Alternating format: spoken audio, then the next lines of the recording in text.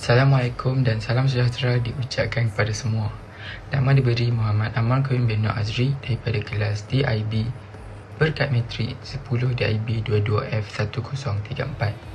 Pada hari ini, saya dan rakan-rakan akan membentangkan sebuah tugasan yang bertajuk Perpaduan Masyarakat Malaysia. Terdapat 4 poin utama yang perlu dibahas tentang perpaduan masyarakat Malaysia. Saya akan menerangkan terlebih dahulu apakah maksud perpaduan dan erti perpaduan yang selalu kita dengari. Perpaduan ditakrifkan sebagai hubungan erat atau bersifat toleransi yang diwujudkan secara sengaja dalam kalangan kaum dan etnik yang berbeza untuk mencapai matlamat bersama secara jujur dan ikhlas. Dalam kata lain, perpaduan adalah proses menyatupadukan seluruh masyarakat untuk membentuk satu identiti dan nilai bersama serta perasaan cinta dan banggakan negara. Malaysia merupakan salah satu negara yang berbilang kaum dapat hidup dengan harmoni. Antara kaum utama di Malaysia ialah Melayu, Cina, India, Kadazan Dusun dan Iban. Perpaduan tidak akan tercapai jika ada segelintir pihak yang cuba untuk menjadi batu api dan menyemarakkan lagi isu perkauman di kalangan kaum di Malaysia. Perpaduan masyarakat dapat mewujudkan masyarakat yang harmoni dan isu perkauman ataupun rasis dapat dikurangkan. Selain itu, masyarakat harmoni dapat membantu kerajaan untuk mencapai inspirasi seperti Transformasi Nasional. Transformasi Nasional 2050 atau TN50 merupakan satu inisiatif pembangunan negara yang merangkumi tahun 2020 hingga 2050. Ini merupakan satu inisiatif pembangunan negara jangka panjang. Sebahagian daripada persediaan dan tahap pembangunan TN50, Perdana Menteri Malaysia Datuk Seri Najib Tun Razak pada ketika itu telah memberi mandat kepada Kementerian Belia dan Sukan untuk memulakan proses dengan menerajui perbincangan TN50. Siri penglibatan dan aktiviti wacana yang bertujuan untuk mencetuskan inspirasi rakyat serta mencetuskan bidang untuk transformasi termasuk ekonomi, kemasyarakatan, kebudayaan dan alam sekitar. Perpaduan juga dapat mengamankan negara dan ini dapat mengelakkan pergaduhan atau perbalahan seperti peristiwa huru-hara yang berlaku dalam kalangan masyarakat Malaysia pada 13 Mei. Peristiwa 13 Mei pada tahun 1969 ialah rusuhan kaum yang berlaku dan kemuncak masalah perpaduan di Malaysia. Tragedi ini telah merenggut nyawa serta harta benda dan mempunyai kaitan rapat dengan pilihan raya umum 10 Mei 1969. Ianya merupakan satu titik hitam dalam sejarah negara Malaysia. Kita perlulah bersama-sama meningkatkan perpaduan di Malaysia dan janganlah biarkan peristiwa seperti itu berlaku kembali di negara kita. Apabila kita mempunyai perpaduan yang kukuh dan kuat, industri pelancongan dapat dipeningkatkan. Hal ini kerana penduduk Malaysia yang hidup dengan aman dan harmoni serta berbudi bahasa dapat menarik pelancong asing dari luar negara untuk datang melancong dan mengenali pelbagai adat resam kaum yang ada di Malaysia. Ini menjayakan program kejayaan Malaysia seperti Visit Malaysia seperti yang diadakan pada tahun 2014 dan akan diadakan pada tahun 2030. Anjuran pihak tourism Malaysia akan datang. Kesimpulannya yang dapat dibuat di sini, perpaduan dan integrasi dalam kalangan masyarakat adalah satu perkara penting. Oleh yang demikian, semua rakyat dan kerajaan haruslah bersama-sama memainkan peranan dalam meningkatkan perpaduan untuk membina sebuah bangsa yang terdiri daripada rakyat yang berbilang kaum yang hidup bersatu padu serta aman sentosa. Kerajaan dan pihak-pihak yang bertanggungjawab perlu bijak dalam menentukan hala tuju dan dasar sesebuah negara untuk mewujudkan perpaduan di dalam sebuah negara serta integrasi.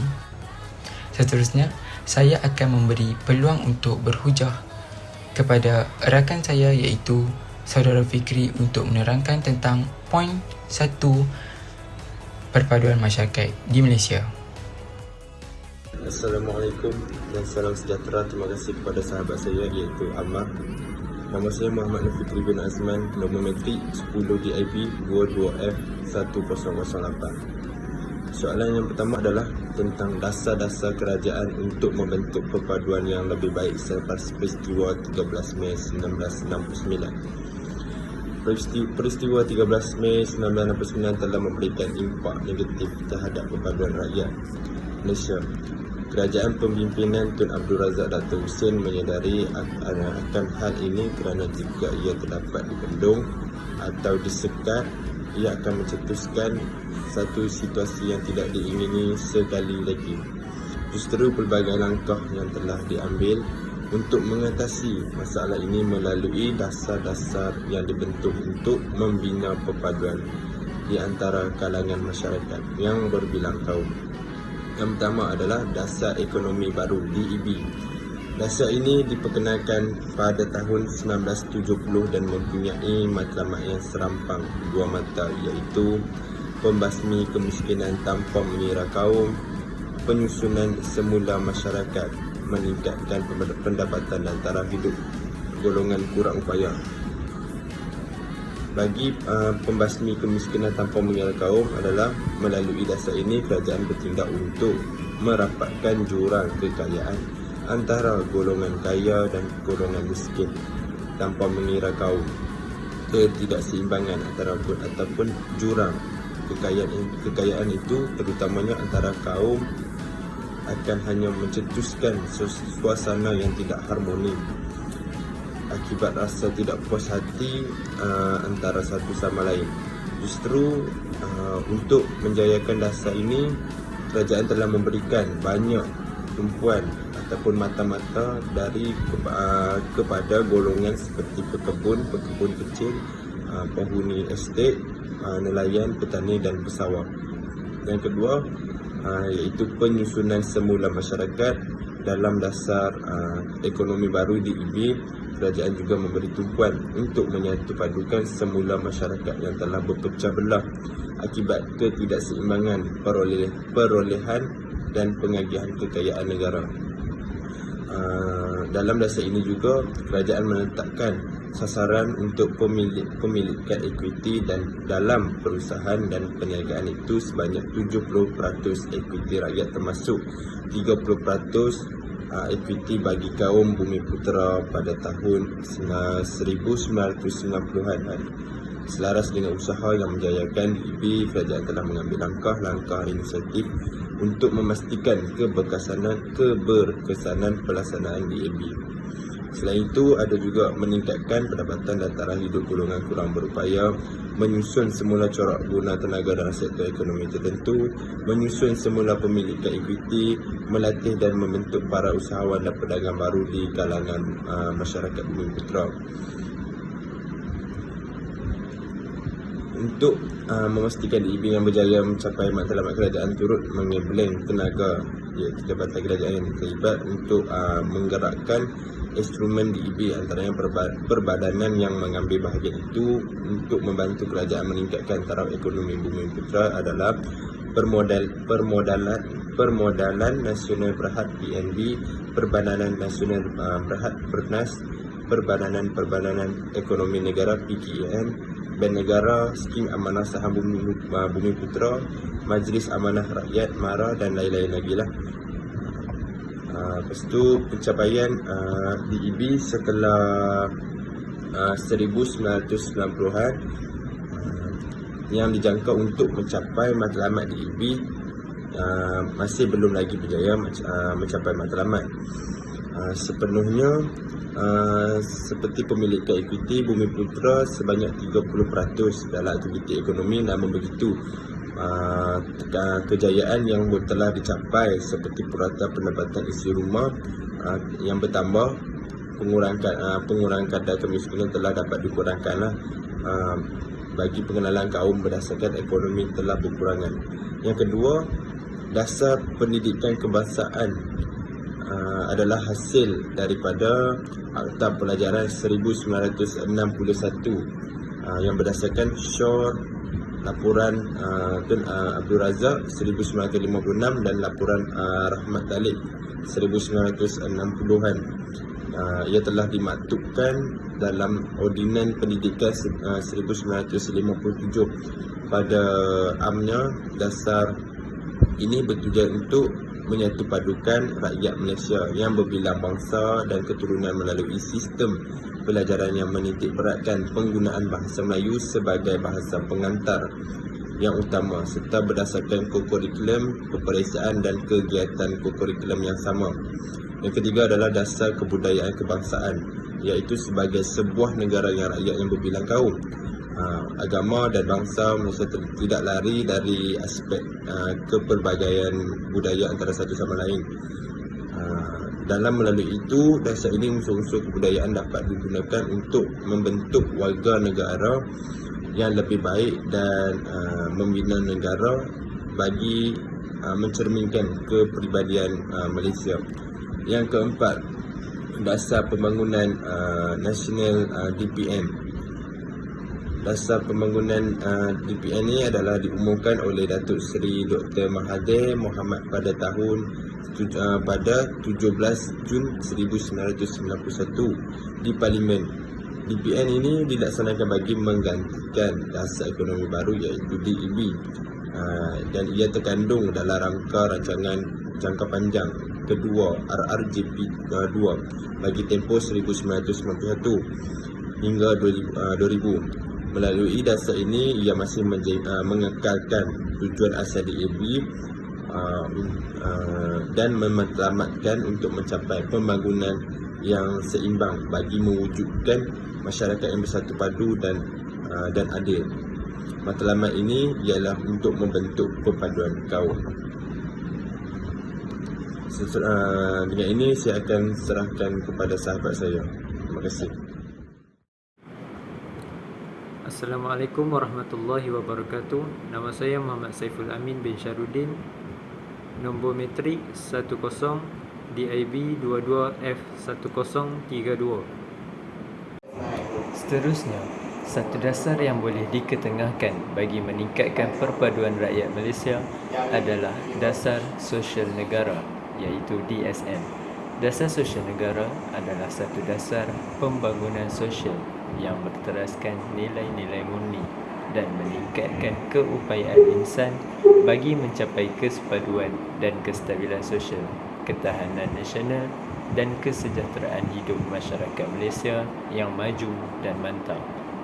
Objektifnya adalah untuk menjamin setiap individu, keluarga, komuniti tanpa mengira kumpulan etnik, agama, budaya dan fahaman politik serta wilayah dapat menyertai dan memberi sumbangan kepada arus pembangunan negara serta menikmati kesejahteraan hidup secara berterusan. Strategi pelaksanaan dasar sosial negara ini adalah memastikan keperluan asas individu, keluarga dan masyarakat dipenuhi. Seterusnya membangunkan dan memperkasakan insan sepanjang hayat. Sekian, itu sahaja daripada saya. Terima kasih. Saya Muhammad Ashraf bin Abdullah dari DIB 1B bernombor metrik 10 DIB 22F1070. Hari ini saya akan membentangkan tentang dua perancangan selepas merdeka dan dua contoh rancangan pembangunan negara sebelum merdeka. Dua perancangan selepas merdeka iaitu Rancangan Malaya Pertama dan Rancangan Malaya Kedua. Rancangan Malaya Pertama diadakan pada 1956 hingga 1960. Objektif rancangan ini ialah memajukan sektor luar bandar bagi menambahkan pendapatan penduduk luar bandar serta mengurangkan kadar kemiskinan, memperbagaikan sumber negara dan mengurangkan kebergantungan kepada sektor timah dan getah. Kejayaan Rancangan Malaya Pertama ialah penubuhan dua generasi kerajaan, iaitu Rutal Industrial Development Authority, iaitu RIDA, pada tahun 1953. Lembaga Kemajuan Tanah Sekutuan, FELDA. Kedua-dua berperanan memajukan ekonomi luar bandar dan mempertingkatkan taraf hidup penduduk luar bandar.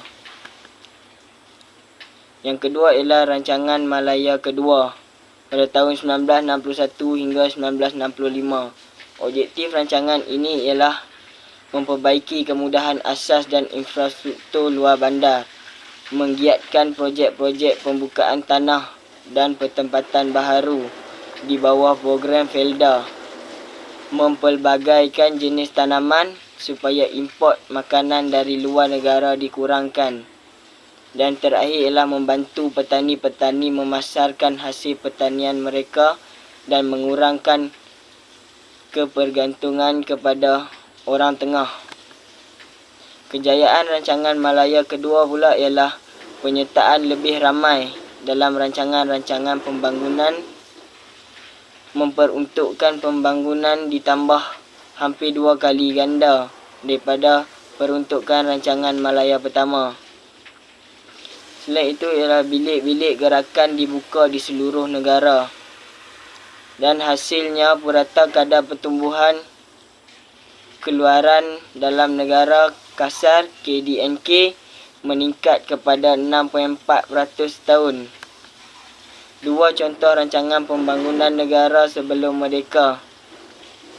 Rancangan berkenaan pembangunan perkhidmatan sosial di Persekutuan Tanah Melayu atau The Development of Social Service in Federation of Malaya. Bahagian ini merangkumi perkara-perkara yang berkaitan dengan pendidikan, perubatan, buruh dan kebaikan serta peruntukan yang diperlukan bagi pelaksanaan rancangan-rancangan tersebut. Yang kedua ialah Rancangan Pembangunan Sumber Negara dan Keperluan atau The Development of National Resource and Utilities. Sumber negara merangkumi perkara yang berkaitan dengan ternakan, pertanian, hasil galian, kayu kayan dan perikanan.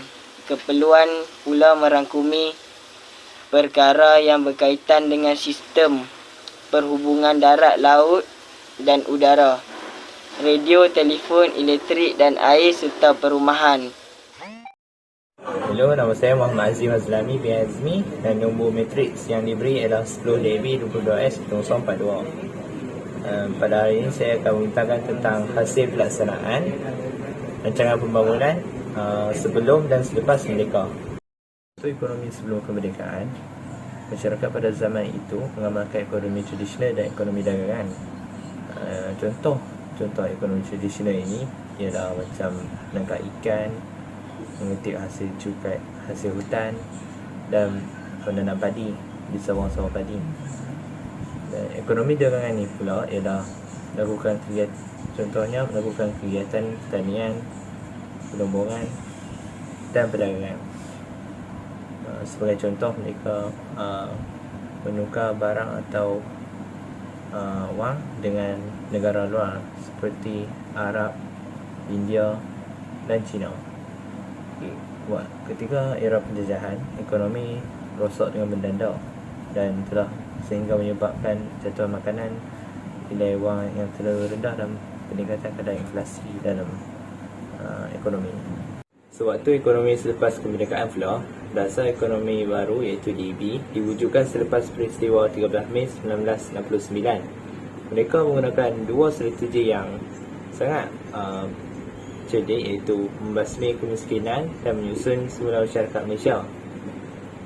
Mereka juga telah beri banyak impak yang positif, yang terutamanya merapatkan jurang pendapatan dan mengurangkan perbezaan ekonomi antara kaum.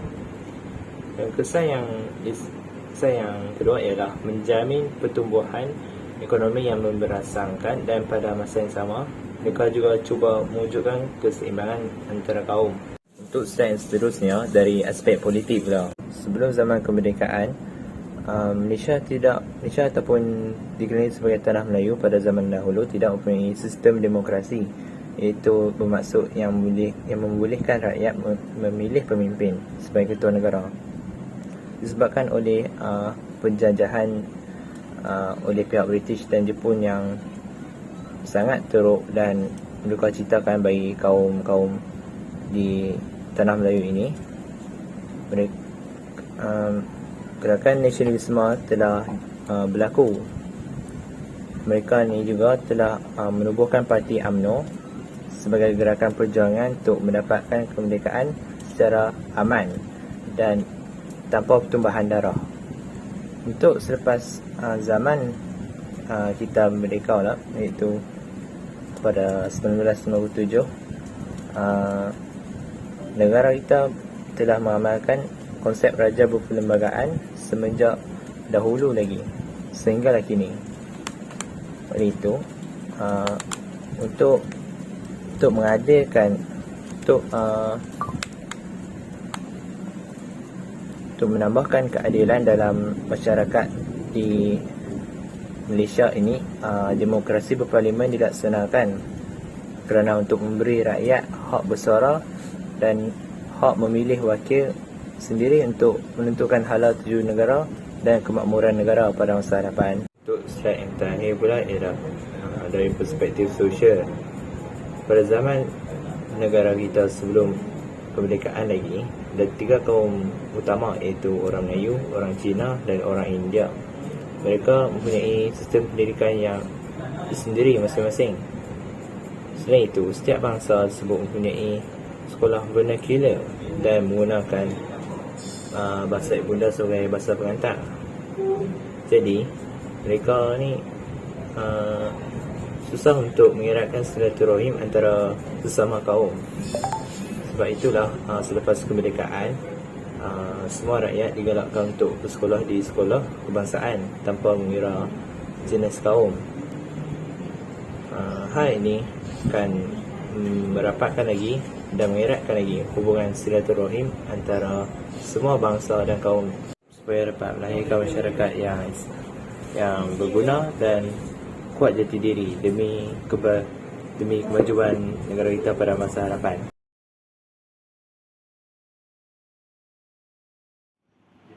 Saya Muhammad Fikri. Saya ada beberapa soalan nak tanya kepada awak tentang perpaduan masyarakat di Malaysia ni.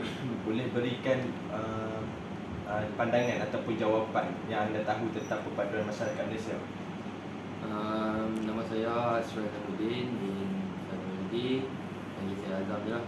Dan apa yang saya tahu tentang perpaduan masyarakat di Malaysia, yang saya tahu, Malaysia ni dia hidup berbilang kaum dan berbilang agama. Dan perpaduan di Malaysia ni boleh katakan kukuh lah, sebab perpaduan ni kita telah diterapkan daripada zaman bangku sekolah lagi. Kita belajar pasal sejarah dan kat sekolah juga kita bercampur-campur dengan kaum-kaum lain seperti kaum Cina, kaum India. Kita bergaul dengan sesama sendiri antara kaum. Yang kedua, boleh berikan beberapa bangsa di Malaysia? Bangsa-bangsa yang saya tahu adalah bangsa Cina, India, Melayu. Kalau di Sabah Sarawak terdapat banyak etnik-etnik. Ini Kazazan, dan ibu saya juga berasal dari Sabah dan ibu saya berbangsa Bugis. Okay. Yang ketiga, soalan yang menyeluruh. Pendapat anda tentang perpaduan masyarakat di Malaysia pada masa kini?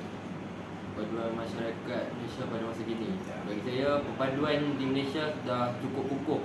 Sebab kita tahu kita hidup berbilang kaum, berbilang agama, dan setakat ni masalah-masalah perpaduan kaum tu tak banyak. Macam bergaduh di antara kaum tu tak banyak buat masa sekarang. Dia apa yang saya boleh katakan agak kukuh lah. Okay, terima kasih.